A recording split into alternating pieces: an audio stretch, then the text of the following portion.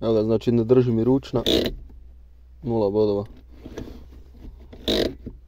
Mogu ju potegnuti, ali ništa se ne događa.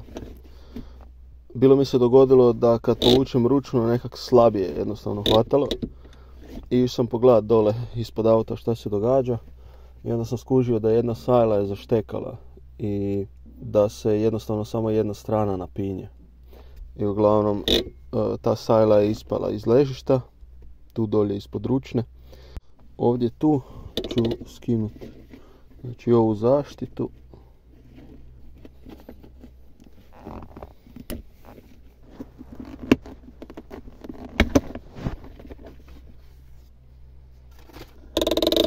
Ovaj šaraf tu, to sam već ranije otpustio u pripremi za ovo što ću raditi danas.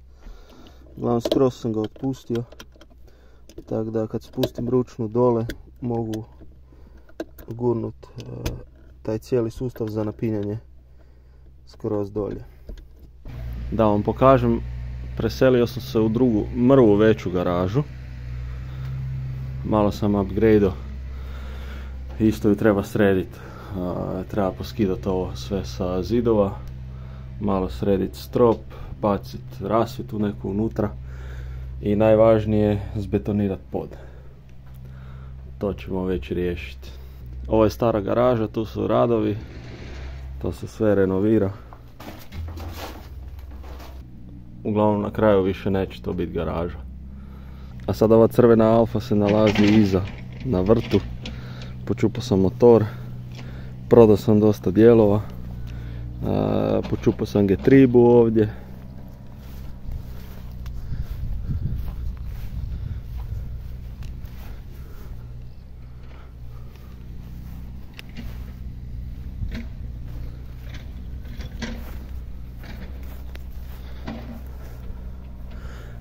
Ako vam nešto treba s ove Alfe, slobodno se javite isto. Krenut ću sa desne strane, tamo gdje je sajla zaštekala. Moram skinuti kotač i dići ću na dizalicu, jer na kočijenim klještima moram maknuti sajlu.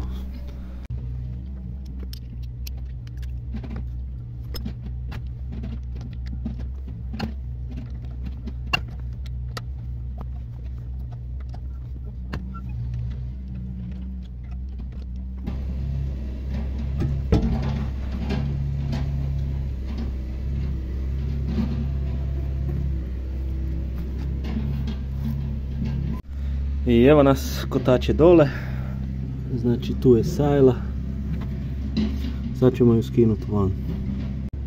Evo ovdje možemo vidjeti taj mehanizam, desna izgleda ostala unutra, a lijeva je izletila van.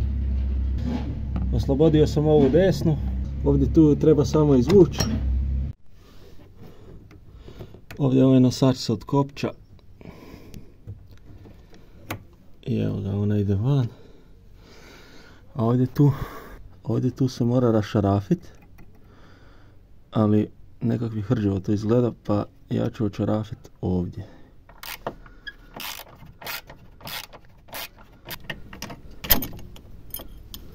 Eto ga. I tu nam je još ovo ostalo.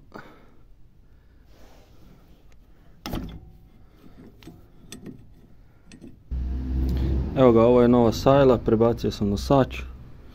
Iskreno, stara sajla mi se ne čini zaštekana.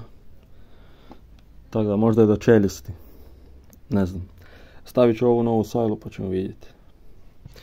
Evo ljudi, ručna drži.